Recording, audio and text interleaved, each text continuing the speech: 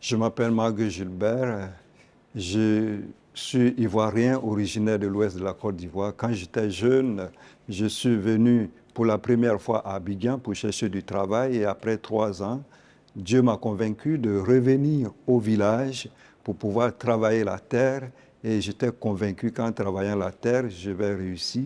Et nous l'avons fait avec des jeunes chrétiens aussi qui ont cru à la vision et nous sommes retrouvés vraiment à 40 kilomètres de la ville de Diokwe, dans la forêt, et loin d'un village que nous avons côtoyé. Et pendant 1 an, nous sommes mis au travail avec la moquerie des villageois. On était rejetés. Mais après 1 an de travail, nos produits que nous avons vendus ont commencé déjà à vraiment intéresser les gens du village. Nous avons fait donc l'agriculture. Ensuite, nous avons fait l'élevage de porcs et chacun de nous faisait la ronde pour pouvoir garder les porcs. Et au bout d'1 an d'élevage, la première vente des porcs que nous avons fait, c'était formidable. On en a vendu pour 1,3 million. Et avec cet argent, nous avons abordé encore un autre projet qui était l'élevage des poissons, donc la pisciculture. On a fait un demi-hectare d'élevage de poissons avec l'encadrement des structures d'encadrement qu'on appelle l'ANADER, qui sont des structures de l'État. Et donc, tout le village, finalement, était intéressé à ce que nous sommes en train de faire. Et non seulement l'agriculture, l'élevage de porcs et la pisciculture nous ont donné vraiment un respect dans le village. Et chacun de nous a commencé quand même à être fier du travail qu'on faisait. Et les populations du village qui bradaient leurs produits café, cacao avec les Libanais qui les détournaient leur argent, sont confiés donc le produit et ce que nous avons vendu pendant 1 an avec les exportateurs. Et au bout d'1 an de vente de cacao, nous avons pu acheter une camionnette de ramassage à 5 millions. C'était vraiment formidable. Et les villages voisins venaient aussi avec leurs produits. Et dans la 2e année, nous avons pu acheter encore un autre véhicule. Chacun de nous maintenant pouvait avoir un petit salaire chaque mois. Nous étions au nombre de 13. Moi, en tant que président, j'avais un salaire de 150 000, le directeur, ainsi de suite. Même jusqu'au chauffeur de nos véhicules, chacun avait un salaire mensuel pendant 3 ans.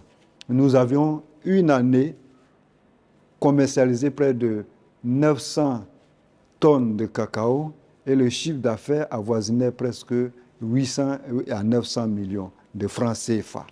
Les gens venaient de la capitale, des grandes villes comme Mans, qui est la ville régionale, pour venir avec d'autres jeunes pour avoir notre expérience. C'était vraiment formidable. Et sans toutefois qu'on parle de notre foi, les gens venaient même se donner à Christ dans la petite cellule de prière que nous avons créée à cause de nos témoignages. C'était vraiment formidable. Je venais de temps en temps à Abidjan, dans la capitale où j'étais, et je trouvais des frères qui cherchaient du travail, toujours ils étaient à la recherche du travail, alors que dans leur village, il y a du travail à faire, il y a de la création de la richesse.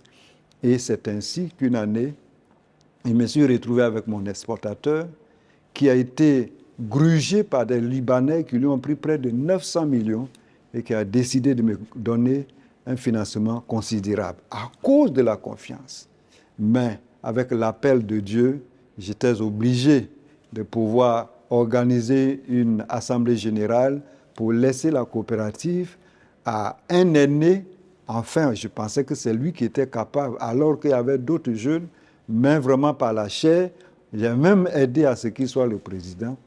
Mais 1 an après, tout est parti, alors qu'au moment où on faisait la passation de charges, il y avait 17 millions sur le compte de la coopérative, il y avait 2 véhicules de ramassage, et il y avait tout un magasin avec tous les outils nécessaires, et puis la porcherie et la pisciculture.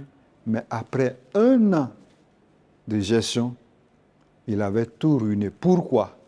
Parce que le monsieur est parti de Diokwe pour venir se loger dans un hôtel à Abidjan avec une copine.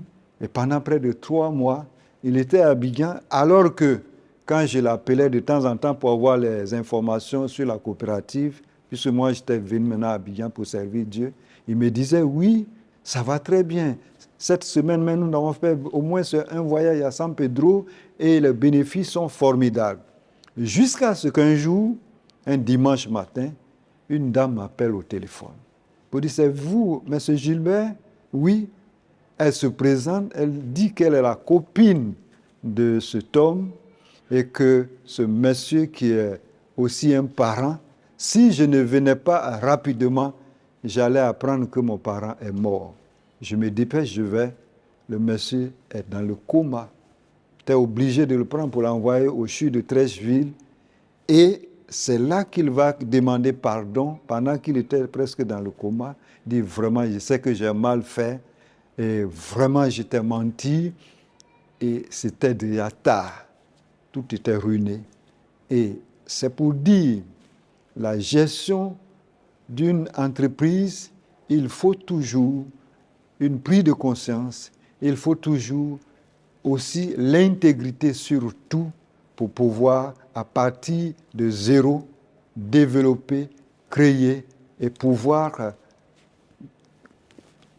avancer dans la société et être un exemple en tant que croyant, un exemple en tant que chrétien, comme Dieu nous a donné le mandat pour cultiver, développer et multiplier. C'est ce qui manque aujourd'hui dans nos églises, c'est ce qui manque aujourd'hui dans notre pays. Ce n'est pas parce qu'il n'y a pas la richesse, mais Dieu cherche des hommes intègres. Et donc notre prière aujourd'hui, là où vous êtes, avec Dieu, vous pouvez faire des exploits si vous appuyez sur des valeurs comme le travail, l'intégrité. Ce que nous avons fait en 2 ans pour pouvoir attirer même des investisseurs dans le village où nous étions reculés, Dieu peut le faire là où tu es, parce que là où tu es, c'est le jardin que Dieu te donne avec la grâce de Dieu, avec le sérieux, avec vraiment l'engagement dans le travail. Vous pouvez vraiment transformer votre environnement parce que Christ est venu, c'est vrai, il s'est fait malédiction pour que nous soyons une bénédiction, pourvu que nous puissions nous lever pour pouvoir travailler. Que Dieu vous bénisse de là où vous êtes. Nous sommes à votre disposition. Nous pouvons aussi vraiment partager avec vous nos expériences. Si vous n'êtes pas loin, vous prenez nos contacts qui va être sur l'écran et on reste à votre disposition. Merci.